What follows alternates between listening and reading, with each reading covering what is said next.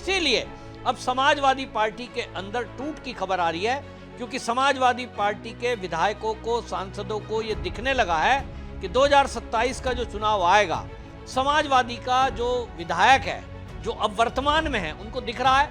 कि जनता उनको खदेड़ने वाली है। क्योंकि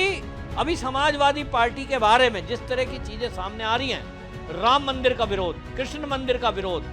संभल में मंदिरों का विरोध, और बयानबाजी ऐसी कि उनकी बयानबाजी से समझ में आ रहा है कि केवल सनातन विरोधी, हिंदू विरोधी बातें, हिंदुओं को जाति में बांटने का काम। और इसीलिए विधायकों को समझ में आ गया कि यदि 2027 में एक बार फिर से योगी जी की सरकार जो बन रही है, अगर हम विधायक नहीं बन पाए तो समझ लीजिए जीवन क्या रहने वाला है। सब पश्चिम बंगाल का रिजल्ट देखने के बाद जो टीएमसी के नेताओं का हाल हो रहा है, उसको देख देख के घबराए हुए हैं। सोचिए, उत्तर प्रदेश में किसी ने अगर अपने दिल पे ये ले लिया कि ये वही पार्टी समाजवादी है जिन्होंने कार सेवकों पर गोलियां चलवाई थी, तो टीएमसी का जो हाल वहां हो रहा है वो कोई यहां भी हो सकता था। लेकिन भारतीय जनता पार्टी ऐसा करती नहीं है। भारतीय जनता पार्टी, संघ, विश्व हिंदू परिषद, बजरंग दल अपने कार्यकर्ताओं को संस्कार सिखाती है, संस्कार देती है। और इसीलिए लेकिन विधायकों की चिंता है,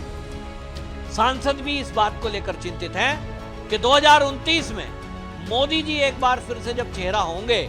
तो तब तक इतना विकास हो चुका होगा। जो आज आप विकास देख रहे हैं भारत के अंदर, रिकॉर्ड रेलवे बना है, रिकॉर्ड हाईवेज वे, एक्सप्रेस वेज, नौकरियां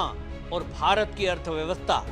योगी का डंका पूरी दुनिया में है। और इसीलिए सांसदों को भी ये दिख गया कि 2029 में एक बार फिर से भारतीय जनता पार्टी की ही सरकार बनेगी। तो या तो विपक्ष का तमगा लिए हुए घूमते रहिए, और अगर विपक्ष का तमगा आप लिए घूम रहे हैं, एक बात और है कि यदि कोई भी भ्रष्टाचार, कोई भी घोटाला आपने करने की कोशिश की तो ईडी तत्काल दरवाजे पर पहुंचती है, और इधर योगी आदित्यनाथ का बुलडोजर। तो जो उत्तर प्रदेश में विधायक हैं, उनके अंदर भी एक बात बिल्कुल क्लियर है कि उत्तर प्रदेश में योगी आदित्यनाथ के चलते आप अगर भाजपा के सहयोगी दल या भाजपा में नहीं है तो आपके घर कब बुलडोजर चल जाएगा इसकी कोई गारंटी नहीं है, बशर्ते आप नियम कायदे में रहें।